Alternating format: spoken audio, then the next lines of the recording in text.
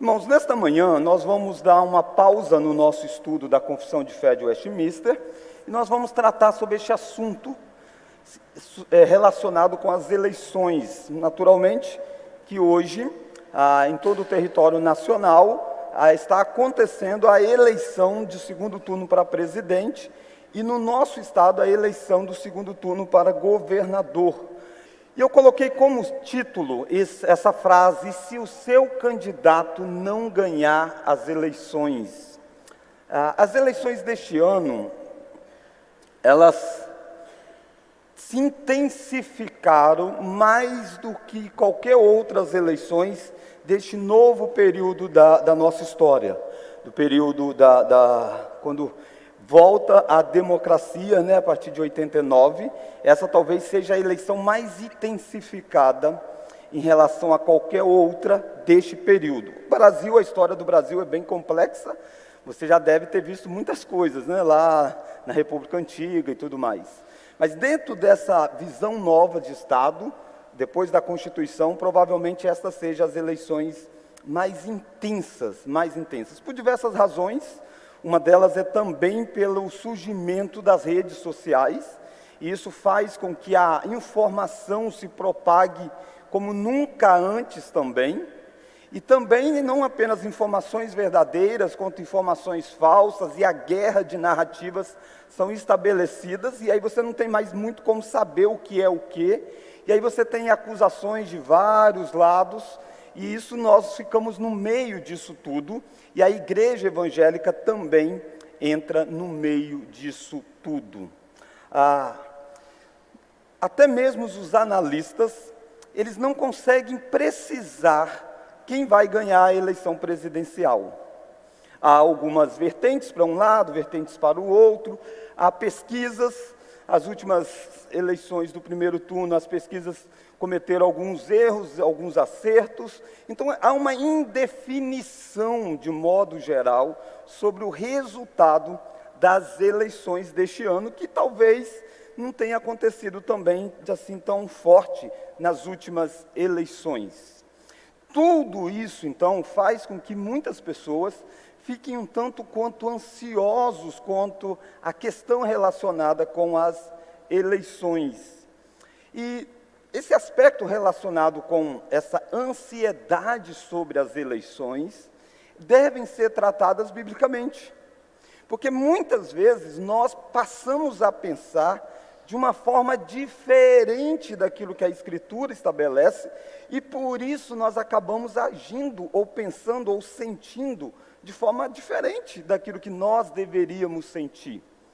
Nós temos insistido na informação de que para nós a Escritura não é apenas um livro que você lê dentro da igreja, sobre adorar a Deus, cultuar a Deus, mas a Escritura é, de certa forma, a lente pelo qual eu e você lemos a realidade.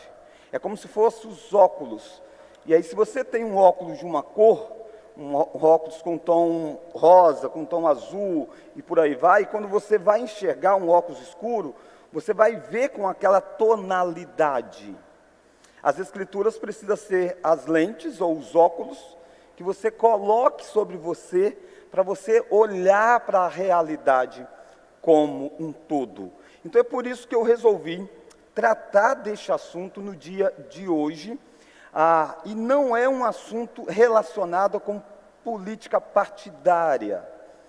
Muitas vezes as igrejas também perderam aquilo que é o chamado dela a ser na nação, e ela entra numa ação política partidária. Isso é um erro, isso não é o nosso chamado. Assim como não é o chamado da igreja se afastar dos temas relacionados à política, dizer, não, fé não se mistura com política. Essa é uma visão que os ateus, que aqueles que não creem em Deus ou nas Escrituras, querem impor para nós. E a gente não deve aceitar esse tipo de articulação. Não, a fé é algo que a gente leva não para dentro da igreja, mas para todo lugar em que nós vamos. Então, o princípio da nossa fé vai estar envolvido com política também o tempo todo. mas não está dentro da função da igreja, da esfera da igreja, abraçar um candidato em detrimento de outro e dizer, esse é o candidato da igreja, como muitas vezes a gente vê acontecer no Brasil também. Não só agora, tá? Isso acontece sempre. Acontece nas macros, nas eleições grandes e nas eleições pequenas. Assim que eu cheguei para pastorear aqui, teve uma eleição para prefeito e vereador. Uns 2 ou 3 candidatos a vereadores me procuraram, me agendaram comigo, eu sentei para conversar. E o que eles queriam é vir à igreja para poder dar uma palavra e tudo mais. E aí, pastor, a gente pode ter o seu apoio, o senhor pode ir lá pedir voto e tal. Então, isso acontece comigo, que não tem nenhuma influência, isso acontece na macro. Então, se você pegar desde 89, você vai ver lideranças religiosas entrando no campo da política e usando do seu discurso religioso para agarrear votos e negociar votos. Essa não é a nossa perspectiva reformada. A igreja não deve dizer para você em quem você deve votar. A igreja ensina as escrituras ao longo de toda a vida, e é impossível que um cristão doutrinado não tenha condição, e ele que tem a palavra de Deus, o Espírito Santo dentro dele, não tenha a condição de avaliar e tomar suas próprias decisões. Então nós caminhamos para uma maturidade dos crentes, e não para uma dominação do líder religioso. O líder religioso não deve dominar sobre você para dizer vota nesse ou vota naquele, porque você não encontra nas Escrituras os apóstolos fazendo um movimento político em detrimento a um grupo ou outro, mesmo que não houvesse naquele momento democracia, mas havia sim movimentos políticos envolvendo, e o próprio Jesus não se submete a grupos políticos que estavam na época do judaísmo. Como, por exemplo, um dos discípulos queria que Jesus tomasse o poder de Roma.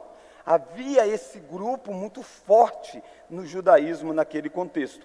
Por outro lado, você tinha um outro discípulo que era extremamente ligado a Roma no seu histórico de vida. E ele então tinha servido Roma. E Jesus também não faz isso. Jesus diz, dai a César o que é de César e a Deus o que é de Deus. Então não vou hoje aqui tratar sobre em quem você deve votar. Aliás, eu espero que ao longo de todo o meu ministério aqui, você tenha consciência bíblica para votar. O que eu quero hoje chamar mais a sua atenção é para o aspecto do resultado das eleições. Como que um cristão reage a resultado das eleições? Então eu vou apresentar para os irmãos essas 3 referências bibliográficas. Uma delas é o pastor Sacha Mendes, ele é um pastor batista, reformado, e ele fez uma live esta semana, e daí que me veio a ideia de tratar desse tema com os irmãos. Ele fez uma live, e se o seu candidato não ganhar? É o título que eu usei também. A live dele, na verdade, é um capítulo basicamente deste livro, confiando em Deus, mesmo quando a vida nos golpeia, aflige e fere. O capítulo 4 deste livro vai dizer sobre Deus governa sobre as nações. Eu tenho este livro, eu li, e aí quando ele citou, eu falei, legal, eu vou usá-lo também. Então eu estou baseado no livro, depois de ter sido despertado para o assunto a partir da live do reverendo Sacha Mendes. E saiu recentemente, é algo novo, um livro do John Piper sobre providência. É considerado o livro mais importante do ministério do John Piper, a obra magna. Ele já está bem idoso e provavelmente seja a obra da vida dele, que ele veio produzindo ao longo do tempo e agora ele publica, chamada Providência. A providência é o governo de Deus sobre todas as coisas. E ele vai ter 2 capítulos que ele vai lidar com essa providência de Deus sobre os governos humanos. Eu tenho este livro em e-book, não tenho ele em papel, e vou também utilizá-lo na aula de hoje. Então a pergunta é, você está pronto para afirmar que o resultado das eleições estará de acordo com a perfeita vontade de Deus? Essa é uma pergunta que nós precisamos responder para nós mesmos.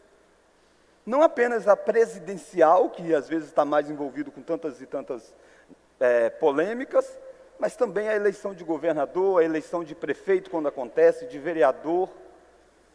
Você consegue afirmar que aquela eleição está de acordo com a perfeita vontade de Deus, o resultado dela? Aquele que foi eleito. Essa é uma pergunta que nós revelamos quando nós sabemos do resultado das eleições. Quando a gente cria uma expectativa, às vezes a gente alimenta essa fala, porque a gente está em expectativa que vai bater, né? Aquilo que eu votar na urna vai ser aquele que vai ganhar. Então eu votei em tal, vai ganhar fulano. Mas se eu votei em tal e ganhar o Beltrano, eu vou dizer que foi a vontade de Deus ou não?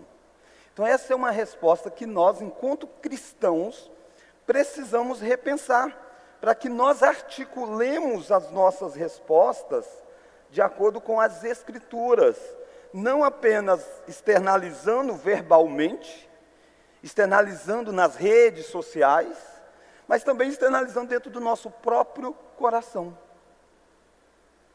Então, quando um país se perde nesses princípios, a gente passa a viver o que a gente tem vivido já aí, talvez desde 2014, uma eterna eleição que nunca termina. Ganha um, aí o outro já começa lá. Aí ganha o outro, já começa de novo. E não se muda muito, é capaz de acabar essa e começar de novo a campanha, né? Não tem mais muito aquele intervalo que você parava e só daqui 4 anos vai discutir de novo, mais intenso. Isso passa a ser algo quase que contínuo. Existem alguns aspectos bons que têm a ver com o acompanhamento daqueles que está governando, mas também aponta às vezes para essa falta de submissão àquilo que acontece. Existe uma questão estabelecida e a gente vive debaixo da questão estabelecida e aguardemos então o próximo pleito eleitoral para que as coisas possam acontecer.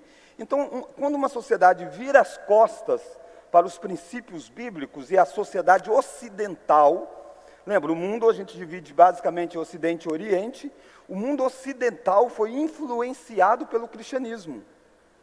Toda a estrutura de pensamento, de leis, veio muito influenciado, tanto pela reforma protestante, principalmente em um grupo de países, em outro pelo catolicismo romano. Embora nós discordemos do catolicismo romano enquanto a expressão de fé genuína, mas o arcabouço cultural é um arcabouço cristão, judaico-cristão. Então, dentro disso, fez com que o Ocidente estabelecesse uma série de princípios. Só que essa sociedade, ela tanto quanto se emancipou de Deus nas suas filosofias humanas. Tem uma frase muito famosa de Nietzsche, um filósofo, que dizia assim: Deus morreu. A ideia dele é que o homem chegou à maturidade e não precisa mais. Deus era uma expressão, um conceito necessário para o ser humano até um tempo da vida, até um tempo da civilização. Agora que a civilização alcançou um determinado nível, a gente não vai trazer Deus para a história. Kant, que era até mesmo um cristão, todavia muito equivocado, ele vai fazer uma distinção do mundo. Ele vai dizer, existe no mundo o mundo noumenal e o mundo fenomenal. Existe aquilo que nós vemos diante dos nossos olhos, que são os fenômenos, e aquilo que está acima de qualquer coisa. E Deus está acima de qualquer coisa, e Ele não pode ser trazido para essa realidade daqui. Então, política, a arte, tantas outras coisas, acontecem no mundo. Não importa se Deus existe ou não, Ele está num outro campo, no campo da particular.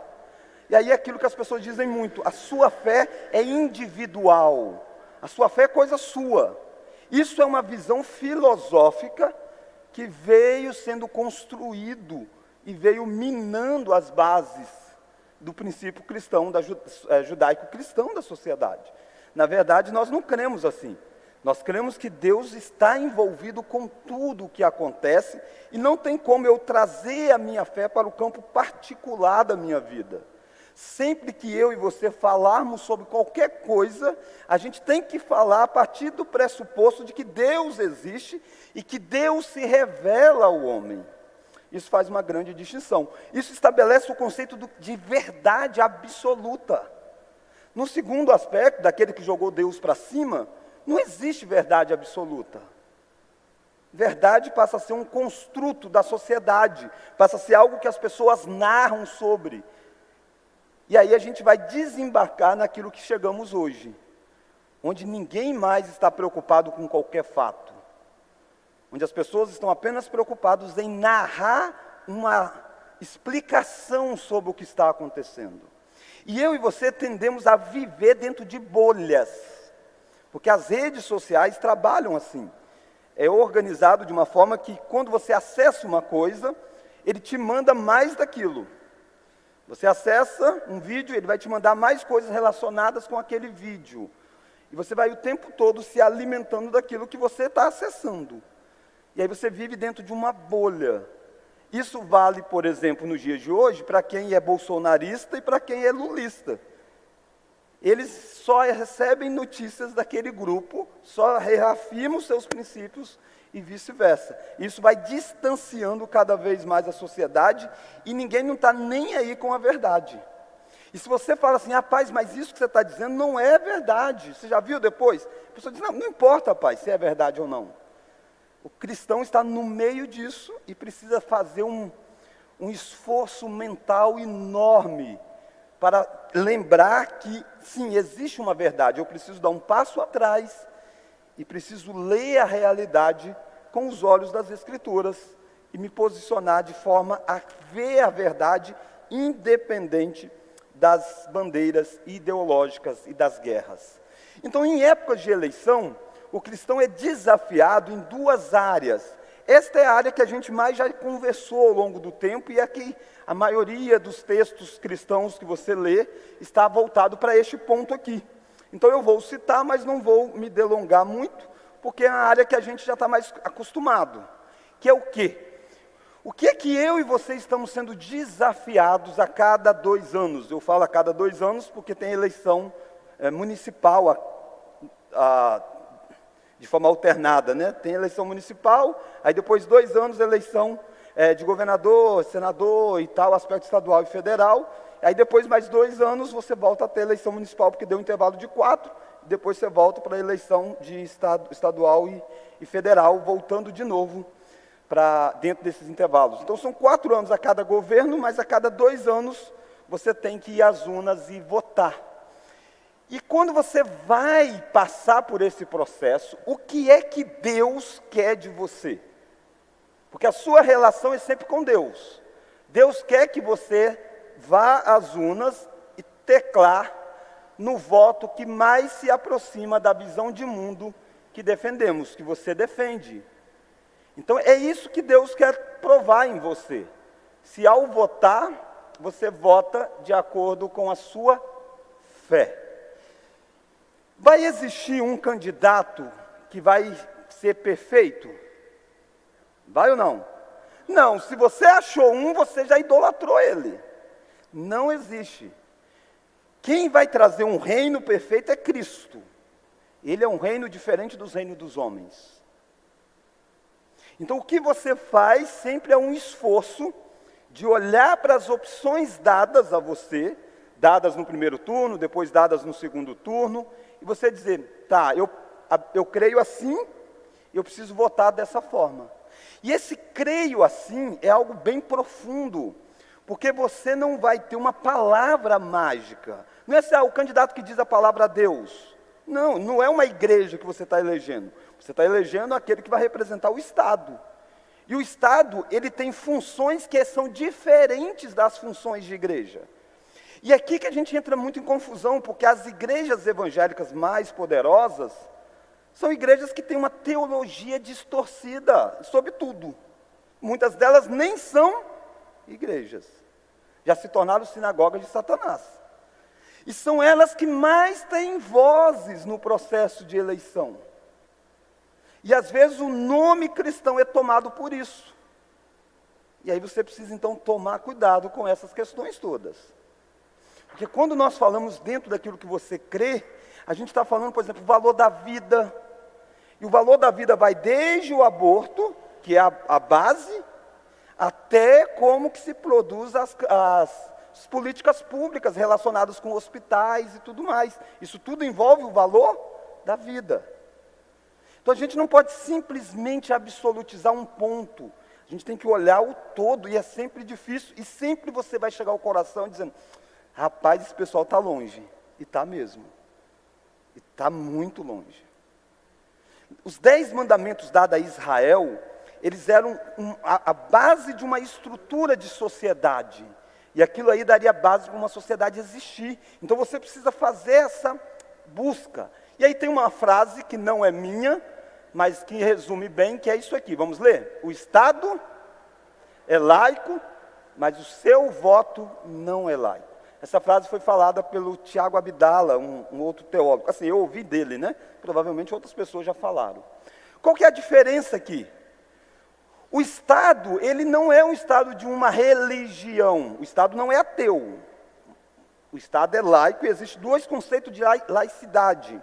Um deles é o conceito francês, onde na Revolução Francesa, que muitas vezes as pessoas exaltam ela, a Revolução Francesa, se você fizer um estudo da história, relacionado com filosofia, e aí com a filtragem da teologia, você vai perceber que a Revolução Francesa teve muito mais de emancipação humana. Por isso que houve morte de diversas lideranças religiosas, e na Revolução Francesa não se estabeleceu uma forte base cristã. Porque a ideia era, tiremos tudo que envolve Deus da história. E existe a ideia de laicidade inglesa, na Inglaterra, que veio da Revolução Gloriosa. Também passou-se por uma revolução, também tiraram os monarcas, de uma forma absolutista como era, mas aí a visão é diferente. A visão é de uma laicidade de que todas as religiões têm direito a existir. E todas as religiões podem manifestar-se. E esse é o nosso conceito de laicidade que nós temos no Brasil. Este é uma boa laicidade. A gente não quer um governo que privilegie evangélicos, porque num dia que tiver um governo que privilegia outra religião, a gente também não quer. Mas a gente não quer um governo que proíba manifestações religiosas. Porque não existe isso. Nós somos religiosos por essência. A coisa fundamental da formação de um ser humano é aquilo que ele crê. E aquilo que ele crê dá nomes diferentes. Nós chamamos isso de religião. O incrédulo vai chamar isso de outras coisas. Até dizer não existe Deus, isso é o quê? Uma religião, uma crença. Ninguém vai para o debate público, ninguém apresenta projetos de governo sem ter uma dimensão de crenças últimas. O que a pessoa crê sobre quando começa a vida? Vai determinar aborto ou não aborto. Então, o que a pessoa crê sobre qual é a função do Estado? A pessoa crê que o Estado tem que fazer isso. Você vai ter uma visão. Se você tem uma visão bíblica, você vai ter uma outra visão de função de Estado. E assim tanto e tanto e tanto. Por isso que, em última instância, o que existe são guerras de cosmovisões no mundo. Na ciência, na arte e também na política. Então a gente tem que ter essa consciência para a gente poder saber se posicionar. Infelizmente, como eu disse, eu sou um pastor muito pessimista, humanamente falando, com políticos e com envolvimentos de igreja com a política. Porque não é esse envolvimento maduro de conceitos. É o envolvimento por causa de nomes. Já reparou? Isso é terrível, isso é terrível. Não é à toa que muitas igrejas estão um tanto quanto que divididas. Há irmãos, não aqui, graças a Deus por isso. Há irmãos que não conversam com o outro porque ele vai votar no outro candidato. Olha que nível de distorção, onde a comunhão cristã está sendo substituída pela comunhão partidária. Isso é um absurdo. Isso é um absurdo. Eu e você devemos votar num candidato, depois de ter feito essa análise, é sua responsabilidade, Deus vai cobrar de você. A sua análise e o seu ato de votar, tem que corresponder.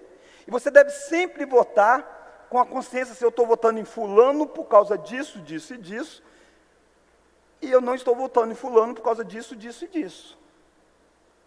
O triste é que muitas vezes o cristão vota e diz, eu estou votando nele ou nela por causa disso, disso, disso. E disso é o que fere os princípios bíblicos. Deu para entender mais ou menos? Um candidato ele vai ter 100% lá o seu programa de governo. Daqueles 100%, suponhamos que 50% é contra as coisas que você crê que é o melhor. O outro também. Você vai votar a despeito dos erros dele, lamentando os erros dele, e você vai votar por causa daquilo que você entende ser o mais essencial. Mas o que a gente vê é a inversão disso, e muitos cristãos votam exatamente pelas pautas erradas. Vota exatamente pelas pautas erradas. Não, você não pode votar pelas pautas erradas. Você pode votar até no candidato errado, mas você está votando nele a despeito de tais e tais pautas. Mas você diz, eu voto nele por causa de tais pautas, aí você pecou. Deu para mais ou menos entender? Tranquilo?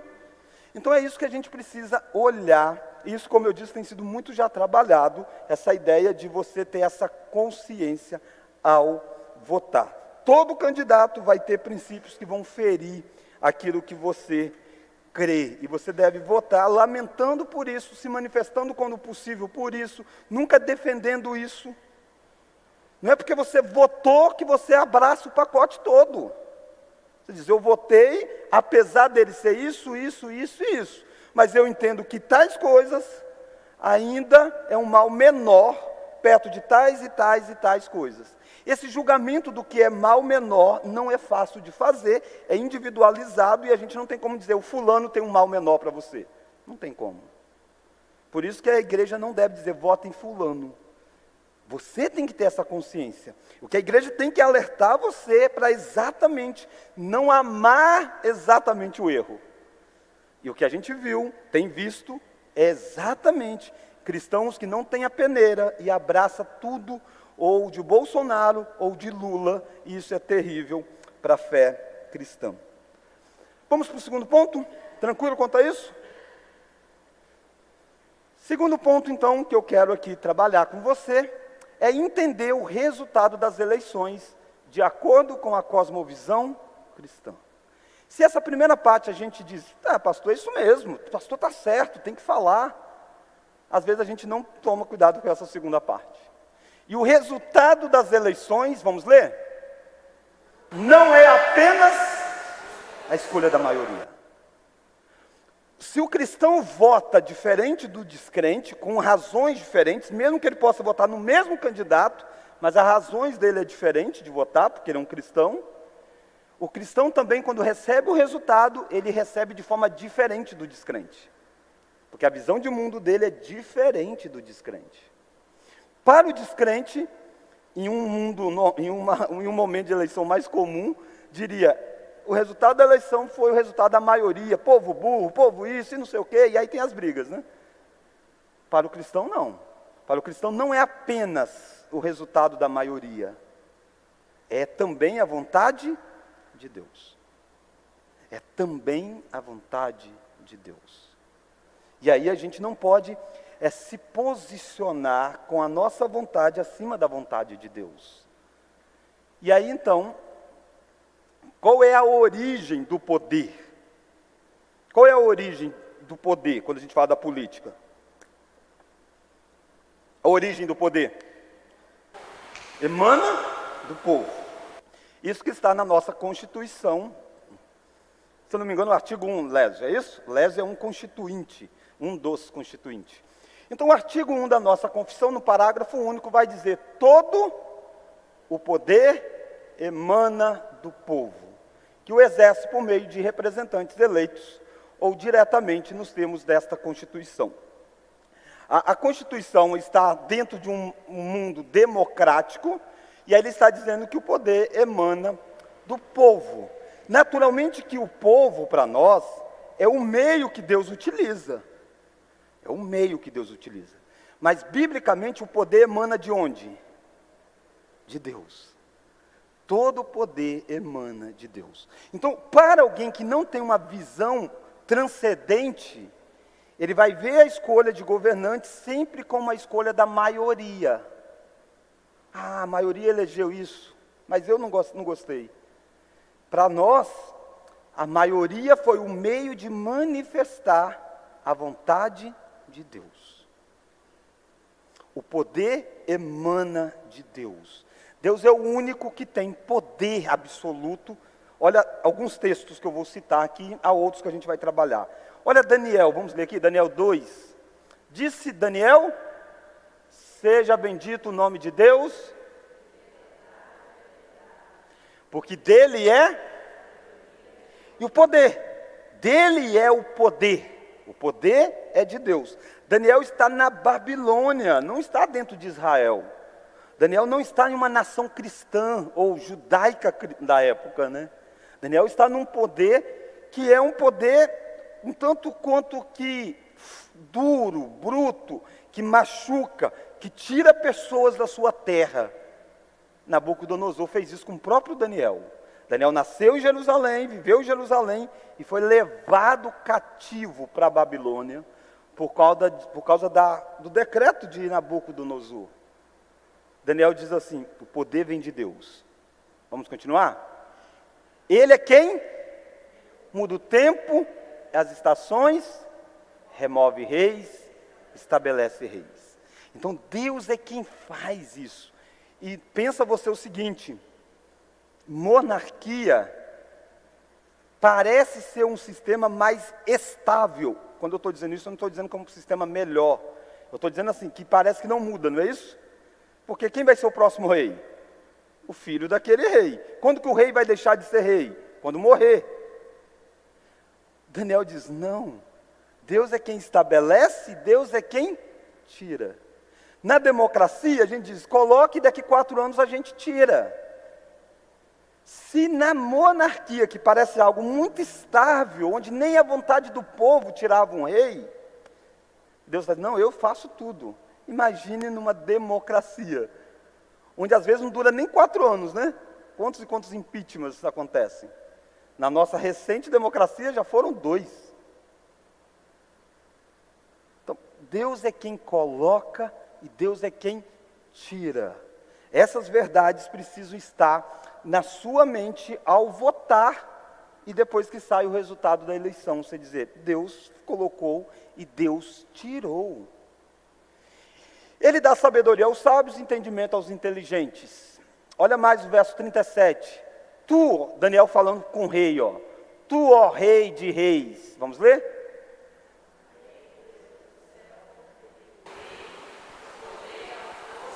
E a glória? Percebe uma autoridade delegada.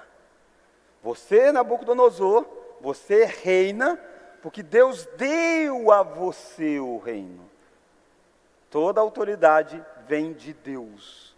Deus delega autoridade. Isso vale no campo da política, isso vale no campo da família, onde o marido é o cabeça sobre a esposa. Deus delegou isso ao marido. É dentro da igreja, onde dentre vocês Deus escolhe pessoas para serem presbíteros. Então é Deus escolhendo pessoas para que governe. Nenhuma autoridade é nossa. Lembra Jesus diante de Pilatos? Nenhuma autoridade você teria se do alto não fosse concedido. Nenhuma autoridade você teria se do alto não fosse dada. Então, essa é a nossa plena convicção. E cujas mãos foram entregues, os filhos dos homens. Dentre eles, o próprio Daniel, foi entregue a Nabucodonosor. Na verdade, Deus é quem entregou. É isso que Daniel está dizendo. Onde quer que eles habitem, os animais do campo, as aves dos céus, para que dominasse sobre todos eles. Tu és o cabeça de ouro. Tu dominas sobre todo o império, porque Deus quem conferiu a você este poder. Nabucodonosor reconhece isso? Reconhece isso? Não. Nabucodonosor louva a Deus por isso? Não. Nabucodonosor está totalmente isento das coisas que ele faz? Não, ele vai ser cobrado, vai ter um monte de coisa no livro de Daniel. Mas o que é que você não pode esquecer? Queira ou não, goste ou não, fale ou não, todos esses que governam, só estão governando porque Deus colocou. Não só para presidente, não só para governador, não só no poder executivo, mas no poder legislativo, no poder judiciário. Nada foge da soberania de Deus. Nada. Então nós precisamos fazer essa análise, porque é isso que a Bíblia fala. Então a gente precisa ser muito bíblico em tudo que nós pensamos. Leonardo. Uma pequena provocação. Eu acho bem complexa a questão do Estado laico ou não, até a democracia ou não, porque me parece que, em última instância, se o Estado quiser ser um Estado laico, vai acabar pecando. Porque, veja, imagina se eu sou um senador e eu voto favorável ao artigo 1, que diz que todo poder emana do povo. Sim. Eu estou indo contra um princípio bíblico. Sim. Então, isso já é, por si só, o Estado sendo um Estado idólatra. Porque o poder, eu sei como pessoa, que emana de Deus. Então, esse próprio artigo 1º já é um artigo contra a nossa fé cristã. Sim, pois então, mas é um artigo contra a nossa fé cristã se a gente abraçar o artigo sem entender que Deus usa exatamente os povos. Porque aqui, Nabucodonosor, pensa, colocado como rei, certo? Mas a escolha dele como rei, os decretos que saem dessas escolhas, os decretos que vêm para invadir Jerusalém, eles não colocam assim, vamos invadir Jerusalém porque Deus ordenou que seja isso, isso, isso. Entende? Essa manifestação do Estado, ela nunca é consciente da função dela. A monarquia de Nabucodonosor, os documentos dessa monarquia, elas são validados como documentos em si, ou aceitos pelos povos daquela época, como sendo o quê? Toda a autoridade que Deus colocou, como Deus deu o reino para Nabucodonosor? Não. É sempre Daniel exortando o rei, dizendo, toda a autoridade foi dada. Você é o cabeça. Aqui no versículo 2, capítulo 3, sabe o que o Nabucodonosor faz? Uma estátua toda de ouro. Porque ele viu uma estátua com a cabeça de ouro e as demais partes do corpo de outros elementos. E diz, vem uma pedra e derruba o pé que é de barro. Vai passar o seu reino, vai passar para um outro, para um outro, para um outro, aí vem Cristo. Aí Nabucodonosor disse, que bom, Deus governa e tal. Mas Nabucodonosor parou e disse, sabe de uma coisa? Eu vou fazer uma estátua de toda ouro, o meu império nunca passa para ninguém. Percebe? Ele não se reage a essa fala, o rei, reconhecendo esse governo de Deus. Por isso que a gente sempre não somos cidadãos deste mundo. Seja numa monarquia, seja numa democracia. O Estado nunca vai ser o Estado cristão. O único Estado instituído por Deus foi o Estado de Israel, da monarquia em Israel, colocado pelo próprio Deus. E mesmo essa monarquia apontava para aquilo que iria acontecer com a igreja, que somos nós, o governo de Deus. Qual que é o governo de Deus? É democracia, é monarquia? O governo de Deus é a monarquia absoluta dada pelo Filho. Quando o Filho vier a governar. Todos os demais governos são governos humanos que Deus coloca sobre os homens e que eles são sempre um governo de autonomia humana. Ou autonomia de uma minoria, achando, né? Ou autonomia de uma maioria, numa democracia, ou de uma aristocracia, que é a minoria, ou até mesmo de uma absolutista, de um rei. Então, qualquer sistema de governo neste mundo, ele vai ser um sistema de governo qual foi a palavra que você usou? Você usou a palavrinha, idólatra, isso. Vai ser um sistema de governo idólatra em si. Por isso que o cristão, ao votar, ao participar, ele tem essa consciência além desse Estado. Dai a César o que é de César. Ele está pedindo que a gente vote. É errado votar? Não, vou lá, vou votar. Mas dai a Deus o que é de Deus. Essa relação vai ser sempre conflituosa. Percebe? Por isso que dentro desse tipo de Estado, e lembra, a igreja sempre existiu em todos. A igreja sempre existiu em qualquer tipo de governo. Seja numa democracia, numa ditadura. A gente é fruto do nosso tempo, né? A gente vive na nossa época, a gente acha que só existe assim e tal. A democracia não é um governo bíblico. Entendeu? Assim como a monarquia humana também não é um governo bíblico. Aliás, quando Israel tentou imitar um governo dos homens. Então nós estamos em qualquer governo dos homens, e Deus reconheceu esse modelo dos homens, dai a César o que é de César, mas reconhecendo que Deus é quem coloca, Deus é quem estabelece. E até as formas de governo, Deus é quem estabelece. Uma parte do mundo tem democracia, uma outra parte não tem. Quem garante a nós o direito de liberdade religiosa? Quem garante a nós? É o Estado, mas em última instância, é Deus. Em última instância é Deus. Porque Deus tira ou não tira? Tira, não tem outras partes do mundo que Deus tirou? Então, isso é a soberania absoluta de Deus. Quando eu falo que a soberania absoluta de Deus, ninguém está dizendo que os homens não têm culpa, entende? Todos os homens serão provados pela sua responsabilidade de ação. Mas ninguém decreta nada se não for da vontade de Deus. A Constituição não foi, por exemplo, promulgada se Deus não autorizasse. Entende? Significa que ela representa perfeitamente o reino de Deus? Não. E nós, como cristãos, a lemos e dizemos: toda autoridade procede de Deus. De Deus. A forma como isso acontece, assim, assado. Então, e aí vai ser sempre o dilema do cristão dizer: importa obedecer a Deus que aos homens. Suponhamos que faça um plebiscito. Não estou dizendo que vai fazer não, tá? Suponhamos que faça um plebiscito. E aí, a igreja deve existir ou não? Aí as pessoas dizem: não. Aí, todo o poder emana do povo, então se o povo disser que a igreja não deve funcionar, então não vai, entende? Não, importa obedecer a Deus que aos homens. Então, esse sempre vai acontecer na nossa vida. Acontece em relação ao governo e acontece em relação ao seu trabalho lá. Quando o seu chefe dá ordens para você.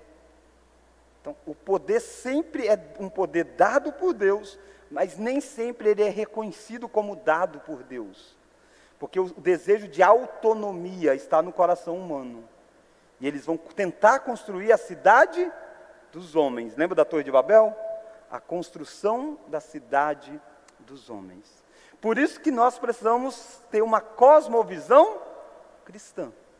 Nós não temos uma cosmovisão secularista. Nós temos uma cosmovisão cristã. Olha o esforço que é isso, Léo. Naquilo que parece tão óbvio, não é tão óbvio. Não é tão óbvio.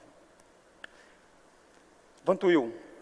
Pastor, essa questão de diferenciar laicidade de ateísmo realmente é muito sensível, né? É uma linha muito tênue, mas se a gente aprofundar, a gente vê que há uma grande diferença, né? Sim. Mas assim, eu acho que talvez um dos pontos que talvez o senhor vai chegar aí, né, aprofundar mais à frente, que deu a tônica dessa eleição e que eu acho que confundiu até muitos de nós cristãos, é de que talvez a nossa liberdade religiosa, o nosso direito de professar a nossa fé, estivesse dependendo de homens ou dependendo do governo, né?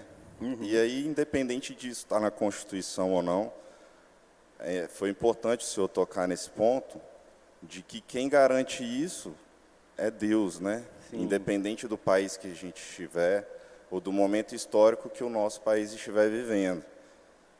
Mas, assim, às vezes a gente se apega, né, à lei, sim. Num momento histórico onde o próprio texto legal tem sido torcido e distorcido de várias formas, isso tem que ficar muito claro para nós. Sim. Mas, independente disso, a nossa própria Constituição, o senhor citou aí, né, o artigo 1º, que fala que todo poder emana do povo. Mas antes disso, preâmbulo dela, né? Existe um preâmbulo que dela. Os constituintes, né, declaram que eles estavam reunidos em Assembleia Nacional Constituinte como representantes do povo e sob a autoridade de Deus. Sim. Então, independente disso estar na nossa Constituição ou não, até porque esse é um ponto de muito debate, né, jurídico. Sim. Muita gente não aceita, né, que nós, apesar de estarmos no Estado laico, nosso povo, nossa cultura, nossa história está completamente influenciada pelos princípios e valores cristãos, que é isso que deve nortear, né, a nossa postura enquanto cidadãos. Mas, independente disso, antes de tudo isso, isso deve nortear a nossa vida íntima e particular, né, que é o principal. Sim. Eu acho que tem que ficar muito claro para nós cristãos que a nossa relação com Deus é muito mais importante, profunda, do que a nossa relação com o Estado, né? Está muito além nossa vida espiritual do que nossa vida enquanto cidadãos. Eu acho que Jesus fez muita questão de deixar isso claro no tempo que ele passou aqui, né? Sim. E aí dentro disso que você falou, ô Vantuil, eu às vezes falo Butch, é porque a gente se conhece desde quando eu era magro. O Vantuil, ele era presidente de UPA, de federação e tudo mais. E aí às vezes fala Butch, mas o nome é Vantuil. Ô Vantuil, dentro dessa sua fala, quando Jesus pega aquela moeda, eles dão a moeda, né, pergunta a Jesus, é lícito pagar tributo a César, lembra disso? Eles estão com uma moeda nas mãos, aí Jesus pergunta, de quem essa infringe?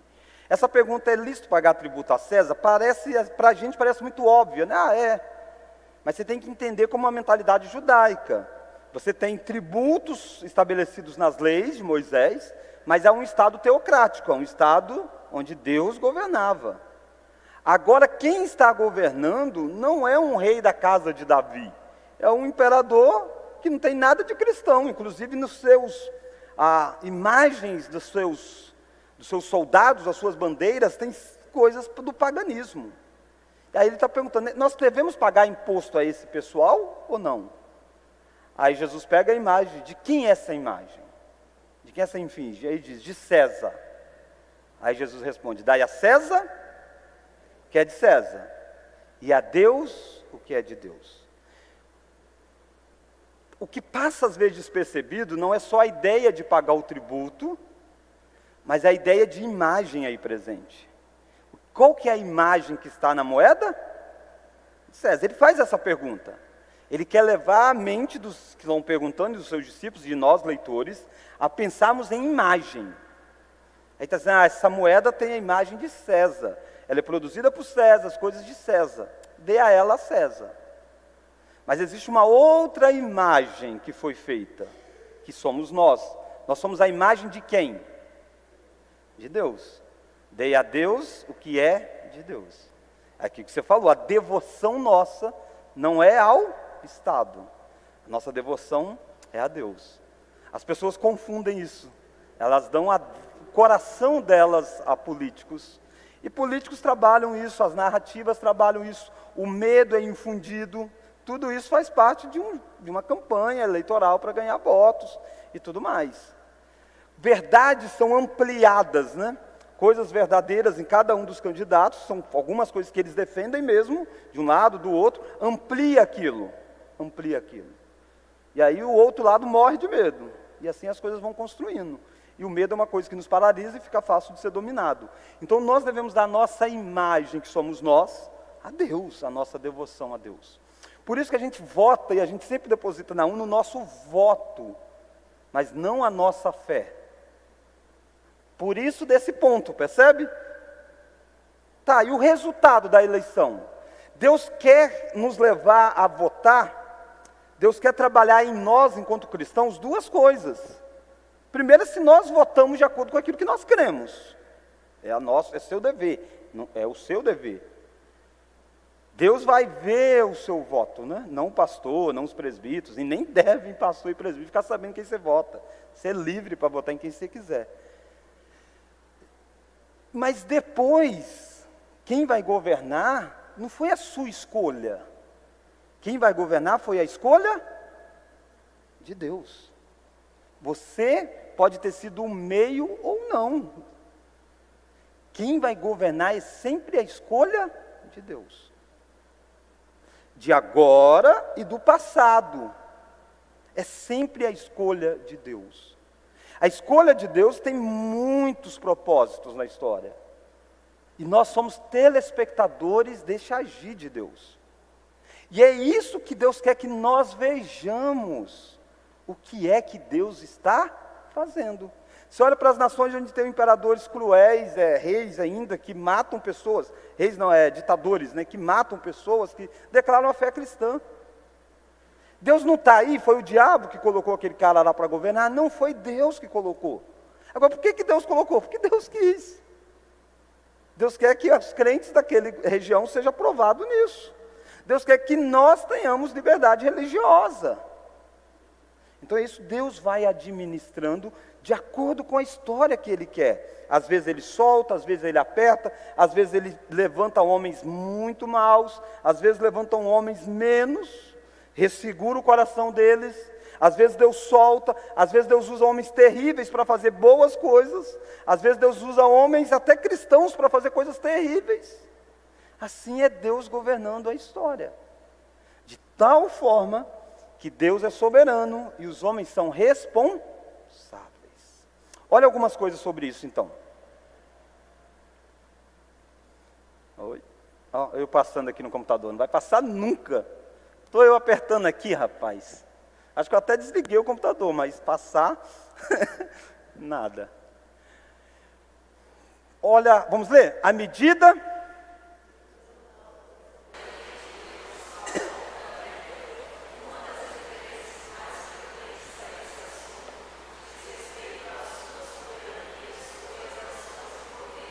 Preste atenção, é uma das coisas, quando Deus vai falar de soberania, uma das formas que Ele mais utiliza é dizendo das nações, como Ele governa as nações na Bíblia.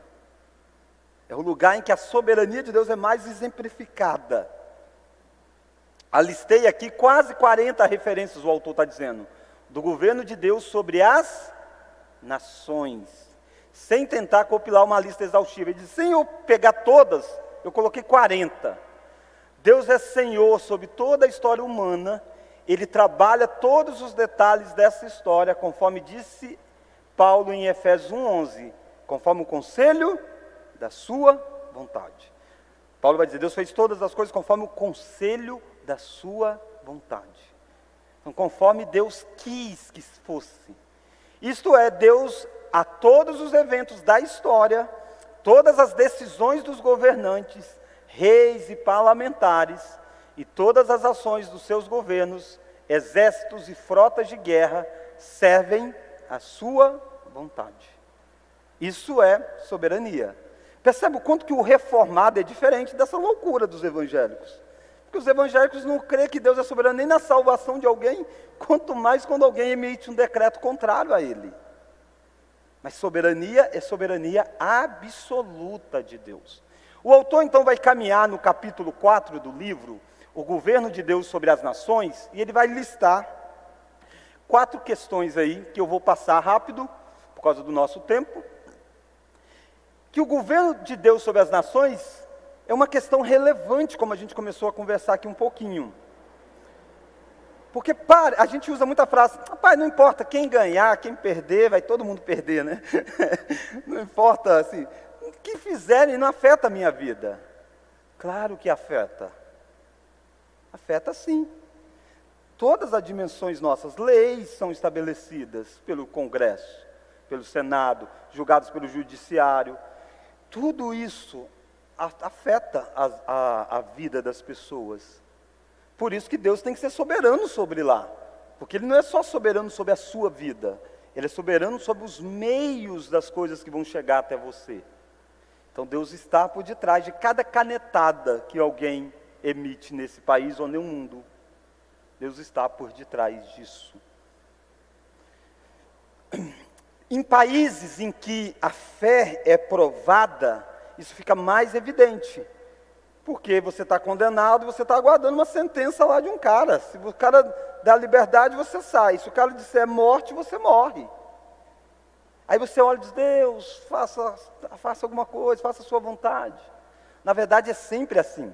Sempre depende da vontade de Deus. Às vezes isso é perceptível, às vezes isso não, às vezes isso está muito longe da gente. Mas continua sendo Deus por detrás de todas as coisas.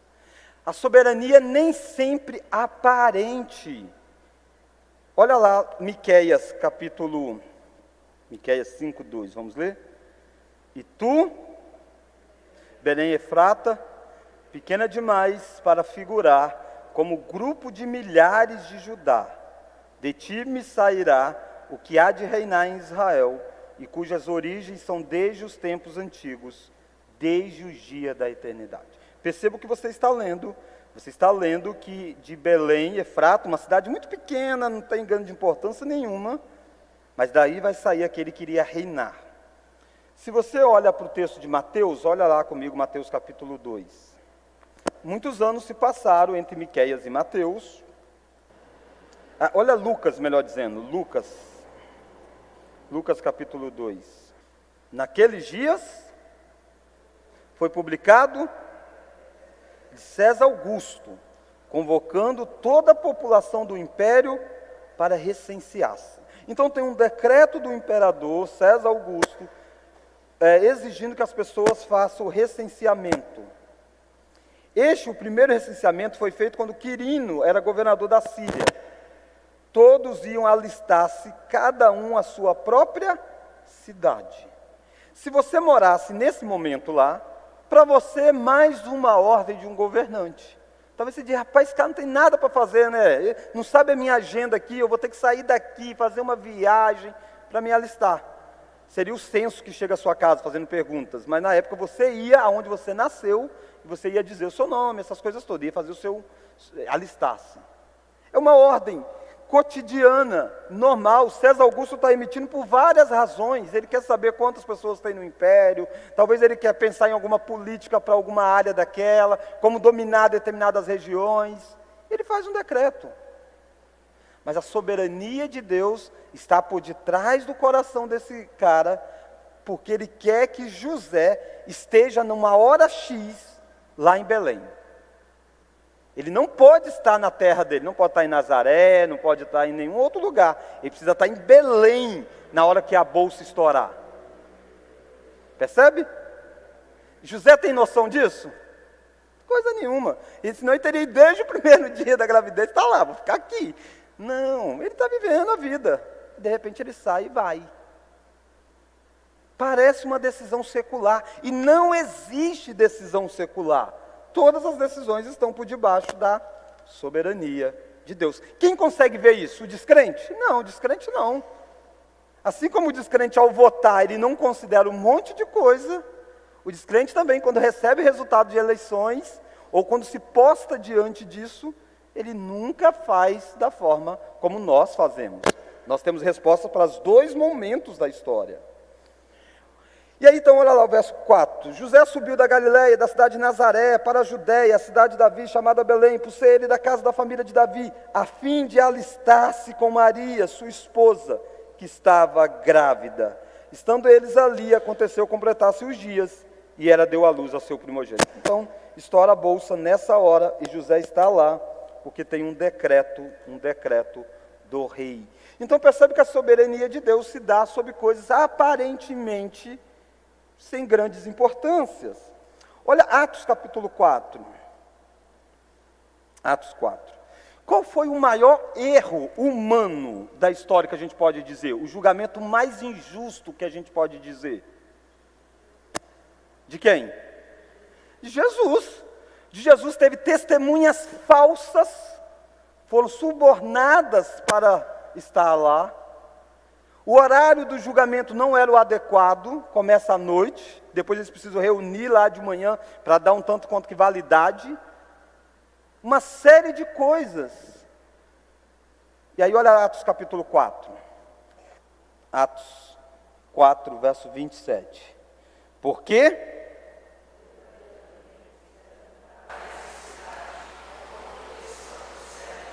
Percebe? Verdadeiramente se ajuntaram, vocês fizeram isso. Eu vou ler só um pouquinho antes, olha o verso 25. Que disseste por intermédio do Espírito Santo por boca de Davi, nosso pai, teu servo: por que se enfurecem os gentios e os povos imaginam coisas vãs? Levantaram-se os reis da terra e as autoridades ajuntaram-se a uma contra o Senhor e contra o seu ungido. Verso 27. Porque verdadeiramente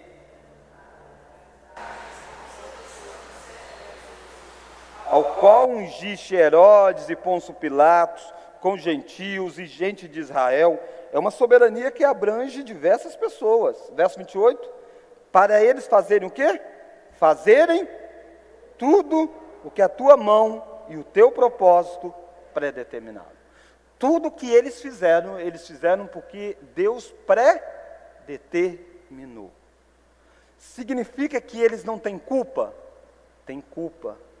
E muitas, porque eles não fizeram voltados para isso. Eles não leram uma profecia e disseram, deixa eu fazer obedecendo a Deus, Jesus é Deus e tal, Jesus é aquele que deveria vir. Não foi nada disso. Foi por motivações errôneas. E aí Pedro vai dizer, arrependa, vocês precisam perdoar, arrepender, vocês mataram o autor da vida. Mas vocês não fizeram nada que a mão de Deus não predeterminou. Mesmo quando um ditador lá nos países árabes proíbe as igrejas de existirem ou funcionarem, né? Porque não vai nunca proibir de existir, porque não tem como, porque a fé é individual, mas de congregarem de portas abertas. Deus predeterminou isso. Você vai dizer, mas por que Deus predeterminou isso?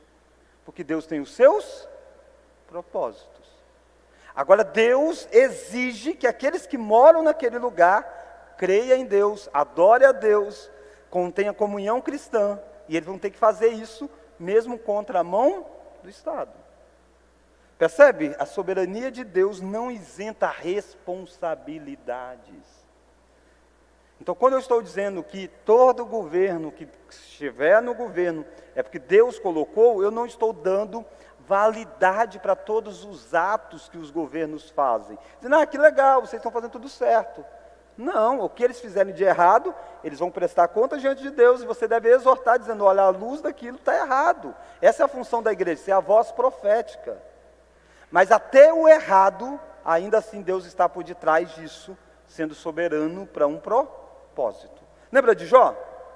Jó é um personagem que Satanás quer fazer o que com Jó? O que Satanás quer fazer com Jó? O que Satanás quer fazer com Jó? Tentar fazer Jó negar a Deus, quer destruir a vida de Jó. E ele quer fazer com que Jó negue a Deus. O que é que Deus quer fazer com Jó? Torná-lo ainda mais conhecedor de quem Deus é. Os fatos são os mesmos acontecendo. Deus vai punir Satanás e Deus vai fazer o seu projeto em cima de Jó. Mas precisa que Jó passe por tudo aquilo para Jó chegar no final e dizer, Deus, antes eu te conhecia só de ouvir, mas agora os meus olhos te veem. Então o mesmo ato vai ter propósitos diferentes. Judas queria 30 moedas, queria enriquecer. Ele quer vender Jesus. Deus quer que Jesus seja entregue na cruz do Calvário. Pilatos quer se livrar da pressão dos judeus. Os judeus estão pedindo, crucifica-o. Pilatos diz, não, lava as mãos, faça o que vocês quiserem. Deus disse, eu quero que Jesus seja crucificado. Então Deus está nessa soberania por detrás. Num momento eleitoral como a gente vive, com desinformações para todos os lados. Será que há fraude? Será que vai ter golpe? Não sei o quê, e vai. O que você pode saber é o seguinte, independente do que acontecer, Deus é soberano. Deus governa. E Deus usa os meios. E cada um no seu meio será cobrado por ter feito o que fez. E aí tem uma coisa que eu não gostaria de ser. Político no dia do julgamento. Porque toda autoridade foi dada por Deus e vai ter que prestar contas a Deus. E todos vão ser cobrados por aquilo que receberam. Assim como pastores, né? A Bíblia diz, por isso não sejais muito de vós, mestres, sabendo que haverá de prestar contas diante de Deus. A autoridade é coisa muito boa, mas a autoridade ter é uma responsabilidade muito grande, porque ela não é sua. Se você é autoridade no seu lugar de trabalho, a execute da melhor forma possível, porque Deus vai cobrar aquilo que Ele mandou você fazer. E mesmo as coisas erradas que você fizer, não foi porque Deus não viu. Deus está soberano sobre todas estas coisas. E é isso que o cristão relaciona, entende? Ele vota e ele está sendo provado em votar de acordo com a fé. E ele se relaciona com o resultado de acordo com a fé. Ele acredita que não foi só a vontade da maioria, foi também a vontade de Deus. Deus move os corações. Deus move os corações. Olha Provérbios 16, verso 9. Provérbios 16, 9. Por isso que eu acho que não tem espaço para o cristão pensar, argumentar, refletir na área política, dialogar, mas não há espaço para medo, pavor, desespero, ansiedade, isso é porque o nosso coração ficou desequilibrado naquilo que Deus faz. Olha lá, Provérbios 16, verso 9. O coração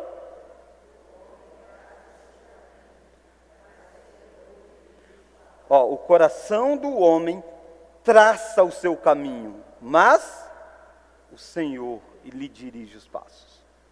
Coração de Bolsonaro, de Lula, de Alexandre de Moraes, de qualquer outro, traça os seus caminhos, mas o Senhor dirige os passos. É isso que a Bíblia fala de soberania absoluta que Deus tem.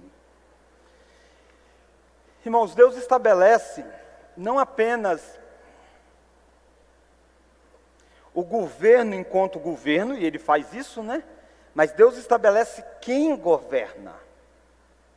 A soberania de Deus é macro, nesse sentido a gente olha para Romanos 13, toda autoridade é constituída por Deus e tem um objetivo: fazer o bem e punir o mal. O mundo, desde a queda, precisa de um governo civil, desde a queda. Deus vai estabelecer isso muito claro em Gênesis 6 e 9, no espaço, né, de 6 a 9, que é aquele período do dilúvio. Pós-dilúvio, Deus chega e diz assim: olha, agora, o homem que feriu outro homem, vocês devem tirar a vida dele. Ele está estabelecendo uma autoridade que só Deus tinha antes, de tirar a vida de alguém. Caim matou Abel e Deus disse: ninguém pode matar em Caim, deixa que eu coloque a marca nele. Eu que cuido de Caim. Depois do dilúvio, Deus disse: a maldade é muito grande e eu preciso criar algo para que possa regular essa maldade dos homens. E vai ser o seguinte: quem tirar a vida do outro, alguém deve tirar a vida dele. E aí isso vai sendo estruturado, e aí você tem o poder da espada dada ao Estado. O Estado tem o poder de refrear. Porque não pense você que o seu coração, o meu ou das pessoas aí fora, são excelentes. Se não houver uma regra, vai dar tudo certo. Vai dar nada certo. Deus precisa de colocar um ser para que possa vir e punir todas as vezes que alguém interfere na outra. A gente fala isso da soberania das esferas. A esfera da igreja, a esfera da família, várias esferas. E quando a esfera não está funcionando, a esfera está interferindo na outra, o Estado precisa vir e regular.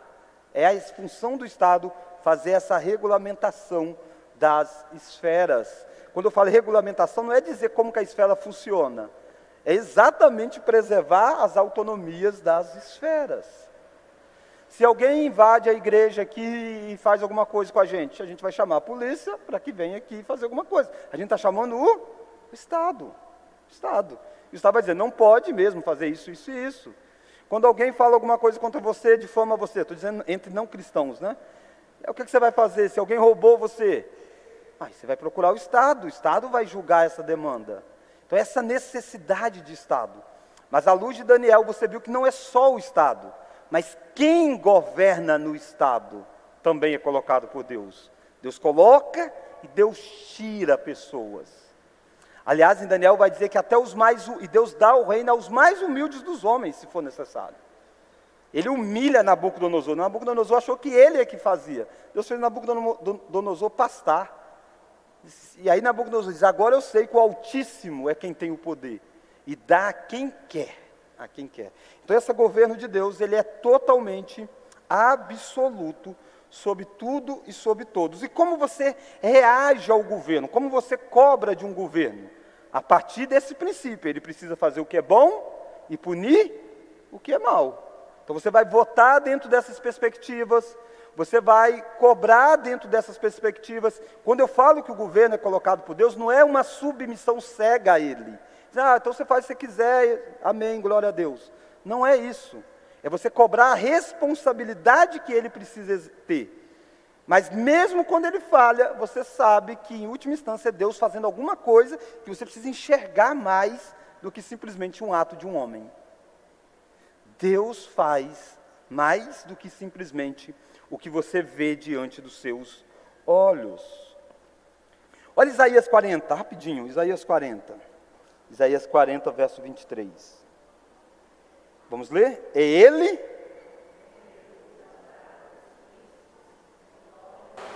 nulidade os juízes da terra. Verso 24, mal foram plantados,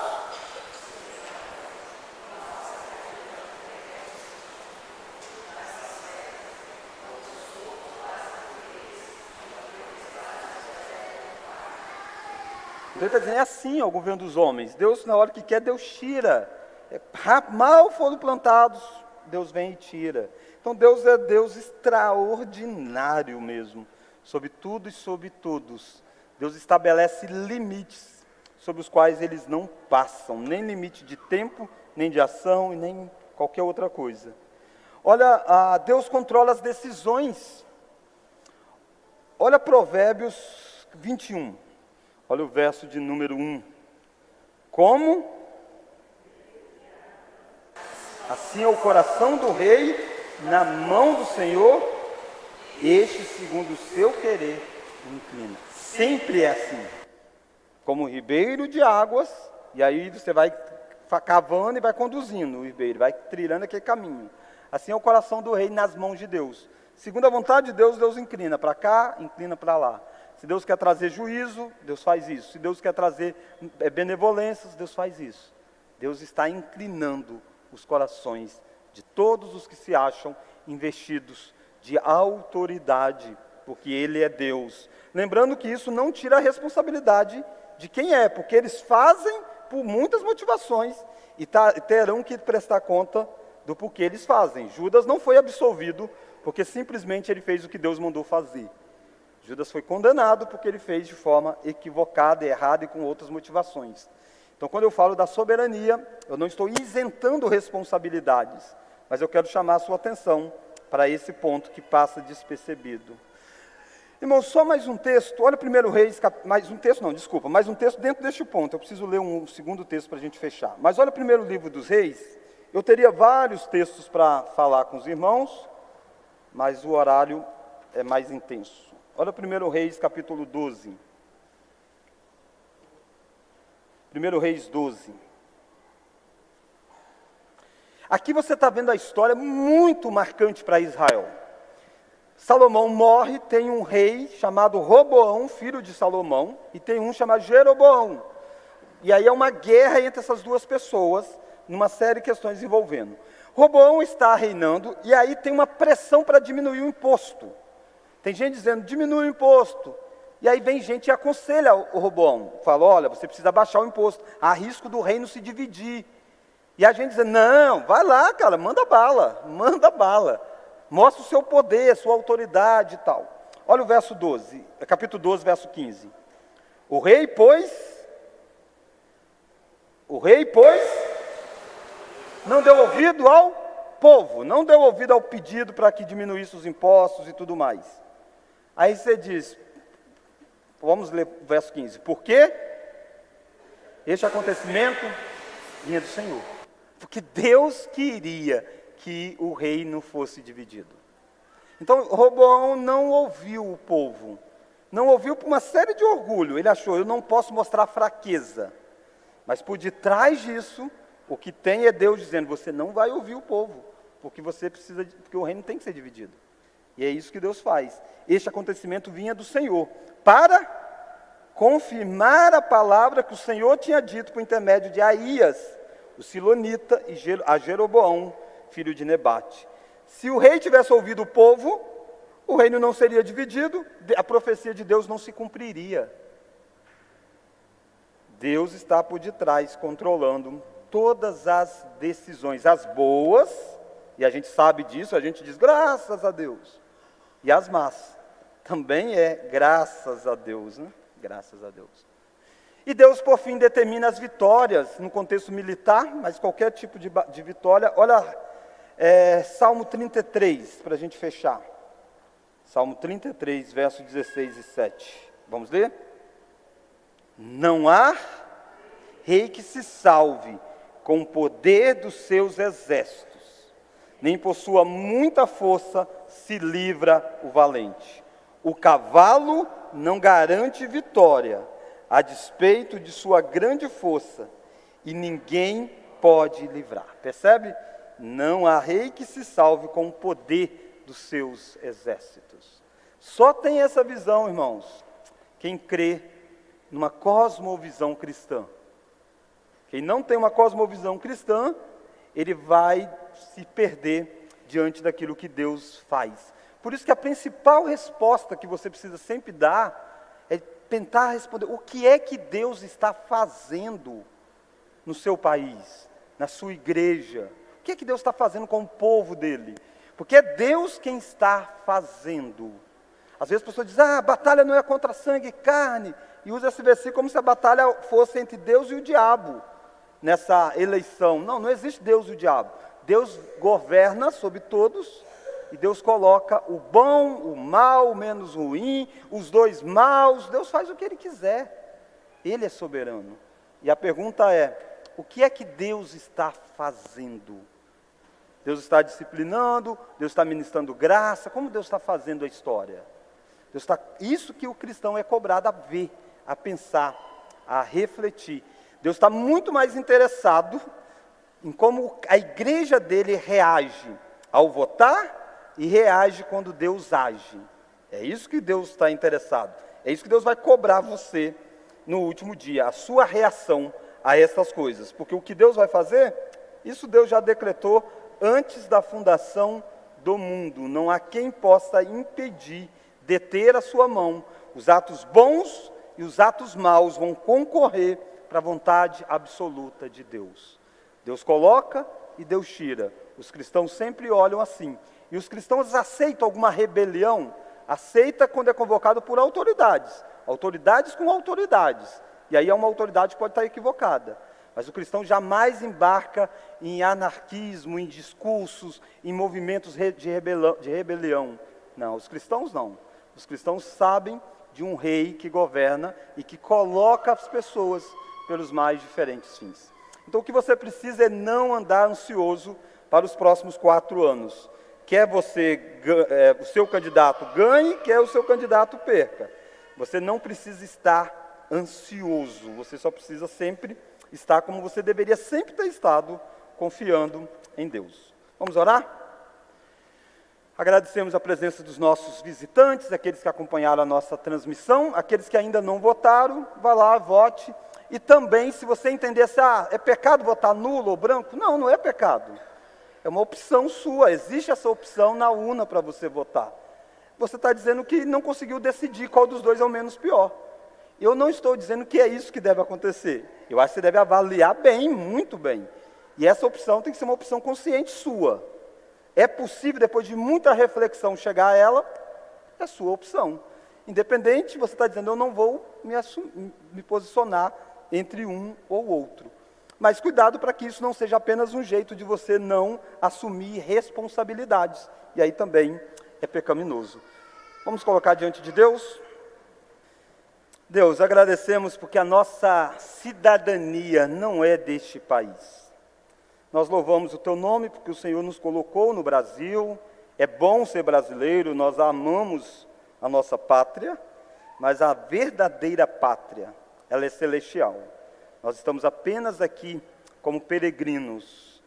Nós reconhecemos que enquanto o mundo está quebrado pelo pecado, o mal precisa ser refreado.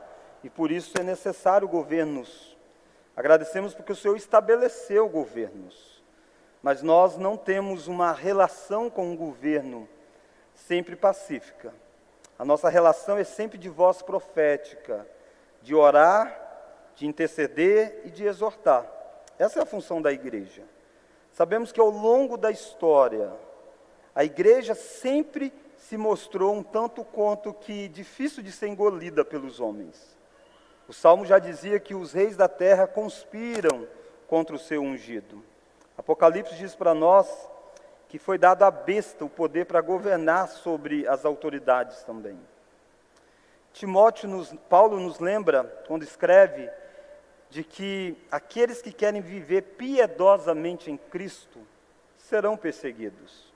A perseguição não é inerente a um sistema de governo. A perseguição é inerente à nossa fidelidade ao reino maior.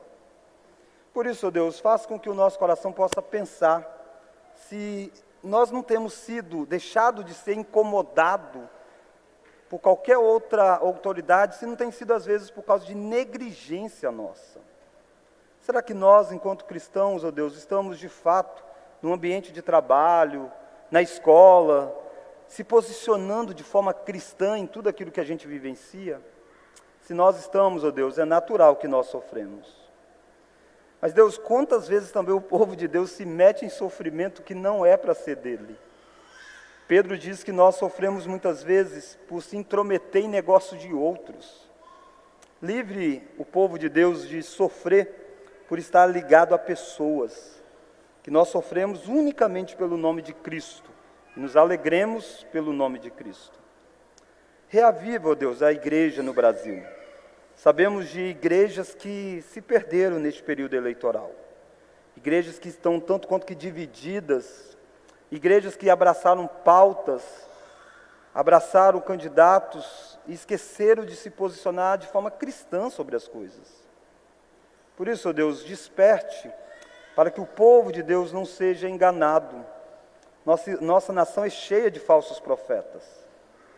E nós, enquanto povo de Deus, às vezes não levantamos as vozes contra os falsos profetas. E eles causam devastação no meio do rebanho. Por isso nos ensina a amadurecermos. Nenhum de nós aqui precisamos de uma dominação espiritual de alguém para dizer em quem votar. O Senhor deu a unção do Santo Espírito sobre cada um. O Senhor nos deu a Tua palavra. E todos nós, sempre que votarmos, ó Deus, faça com que o nosso coração vote com tristeza, sabendo que estamos votando em quem não é um rei ainda, que vai reinar como nós queremos que reine. Porque o nosso rei vai se manifestar só quando Cristo voltar. Ele é o nosso rei.